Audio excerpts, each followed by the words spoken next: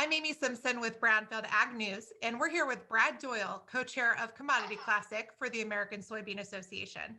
2021 Commodity Classic is almost here. It kicks off next week. What can be expected for this year's event?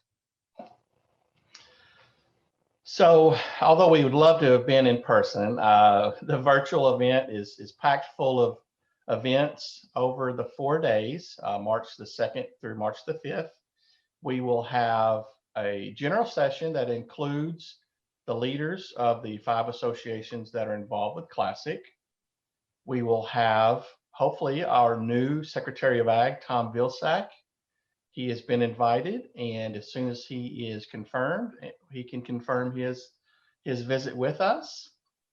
And in addition to that, we have 3 executive sessions that will include some of the top execs of chemical, seed, and tractor companies, equipment companies. So we've got some great questions for them and answer sessions with them. And then we'll also have the opportunity for the participants to interact with them.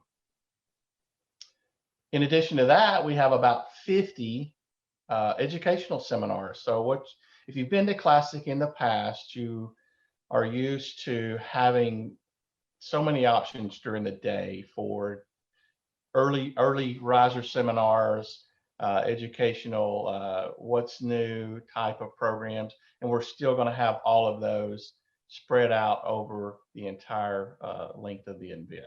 So very, very excited about the number of companies that are participating, and think you'll really like the platform that it's on. Easy to navigate, easy to find exactly what you're looking for. And then several different opportunities to interact with other guests of Commodity Classic. And as you mentioned, there's still education sessions. There's still a lot of information that will be given during Classic. What can farmers or attendees expect to take away from some of those sessions?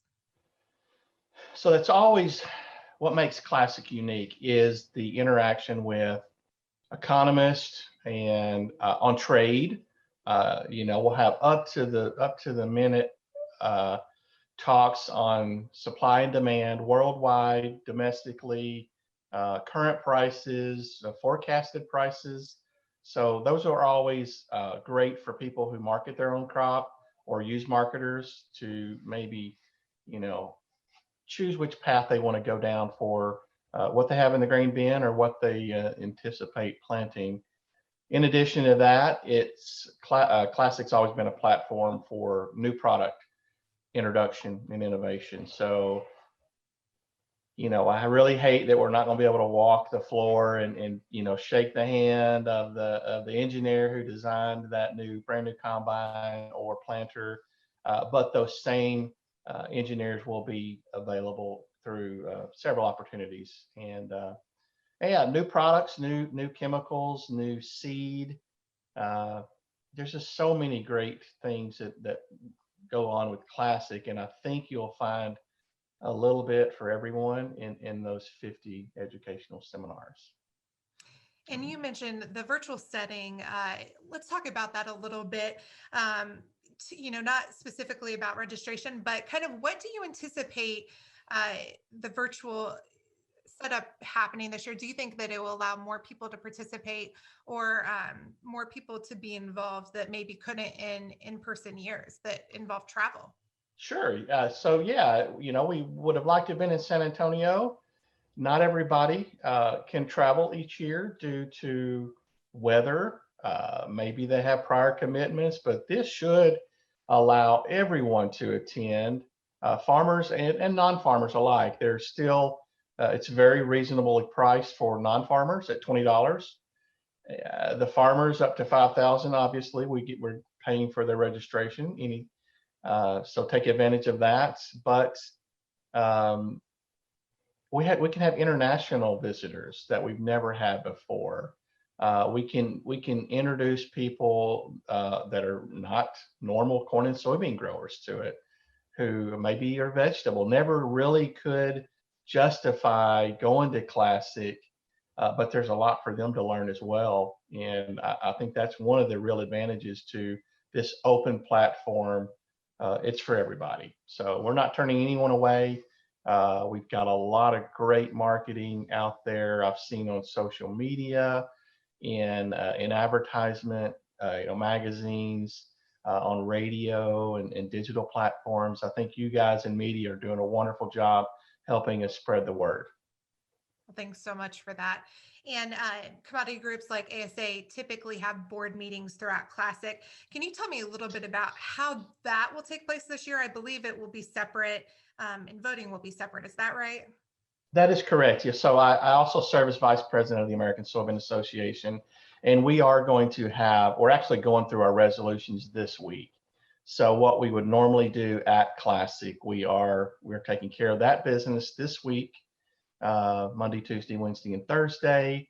We wrap up our resolution, and we had our soy pack last weekend. So that is another event we normally have. But yeah, we're just taking care of those, the business of the associations prior to.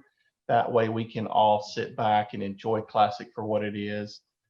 And if you register, you will have additional time to access the site. So I believe through maybe into April that you'll be able to eventually watch all 50 seminars at your leisure. Well, that's great. That's great that that'll still be there. And typically at these meetings, you talk about policy and things that are top of mind for American Soybean Association. What are some of those policy issues that are top of mind this year? Wow. So, yeah, a lot going on. We have trade. We have the new farm bill that we'll be visiting about soon. Well, there's always water rights. Waters of the U.S. could creep back up. So we're paying attention probably now more than ever. A lot of climate issues that we are getting our policy book up to date on, because Classic is that place for us to all come together, gather, visit in person.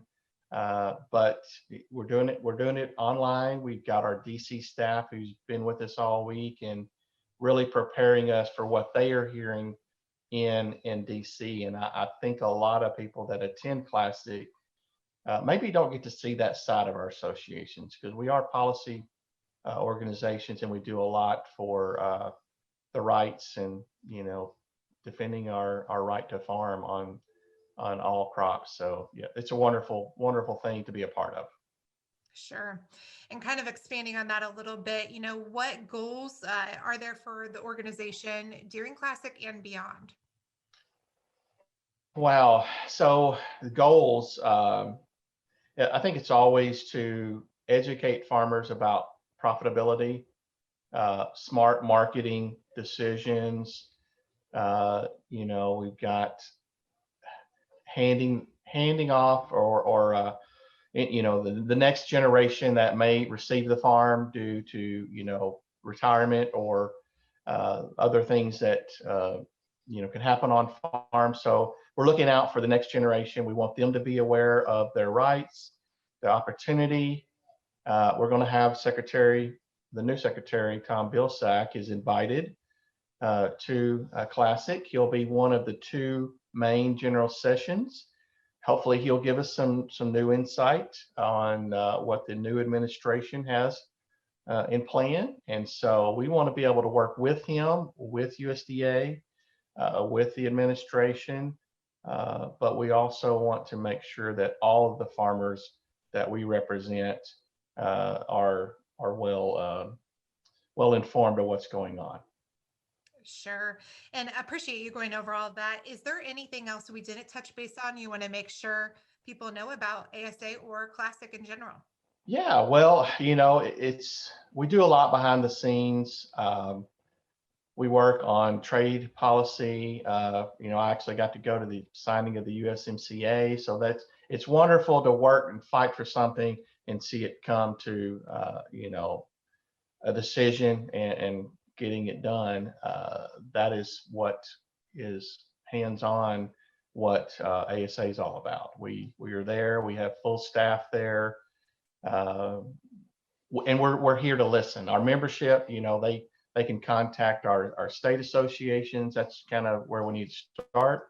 If you don't know anybody, start at your state level. Give us your concerns. We'll address them as needed, and if we need to run it all the way up, we certainly can.